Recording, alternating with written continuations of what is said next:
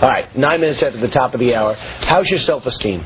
Well, not as good, frankly, because it's generational. As a result, you with Mr. Rogers, this evil man has now ruined a generation of kids. And you know what? I'm with Captain Kangaroo. He was half a generation ahead. That explains a few things, Steve. Absolutely, because these experts are saying that the kids of today who grew up with Mr. Rogers were told by him, "You're special just for being who you are." Well, here's the problem.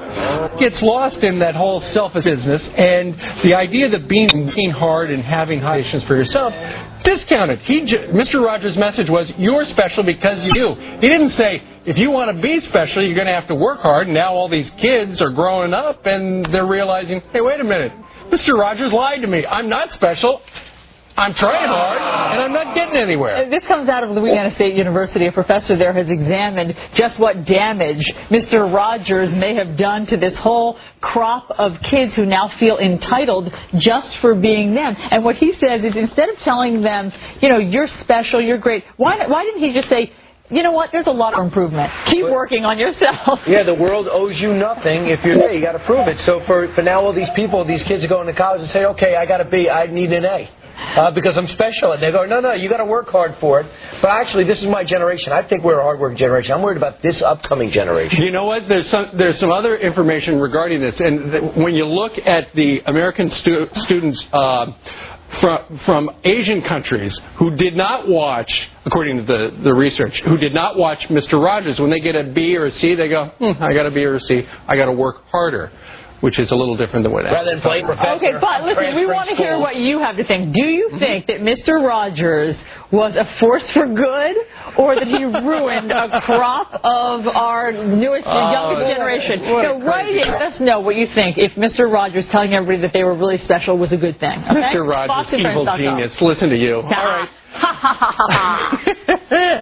right. They did a study at a university, and they were trying to figure out. This one professor was trying to figure out, why is it at the end of every term, these kids who are on the bubble, they're going to get a C or they're going to get a B, they come in and they beg for extra so they can get an A. He is part of a chorus of people who say, blame Mr. Rogers, because Mr. Rogers had an optimistic message where everybody was special, even if they didn't deserve it, these experts say. Because the rap on this new generation is that they feel entitled, right? They all feel entitled to getting an A for a grade. So when there's a C, they go to the professor like, clearly you've made a mistake, where's my A?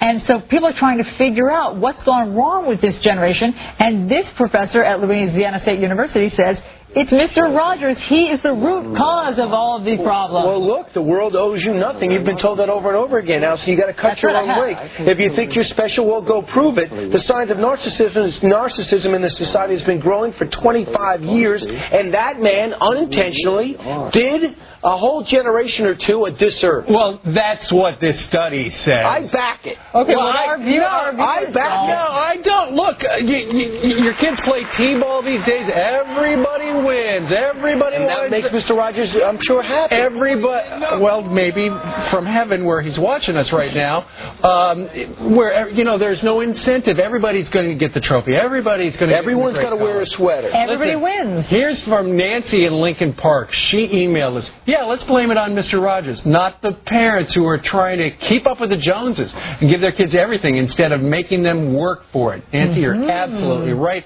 Why aren't kids taught more and more that if you want something in life, you're going to have to go get it? All right, well, here's the other side. This is from Nancy Filliger. She says, I do believe that the combination of Mr. Rogers saying you are special and Sesame Street, you need to be entertained to learn, and Dr. Spock's lacks discipline, no spanking, were three of the worst influences on child rearing. It would be better if we went to school, went home, and then made the butter, milked the cow, and gone onto the loom and made our own sweaters. It would be better for my household chores if I could train my kids to do that. Right. Instead of going to Macy's, make your own sweater. Almost done with the right sleeve. You stay indoors until I'm done. I like that plan. Butter.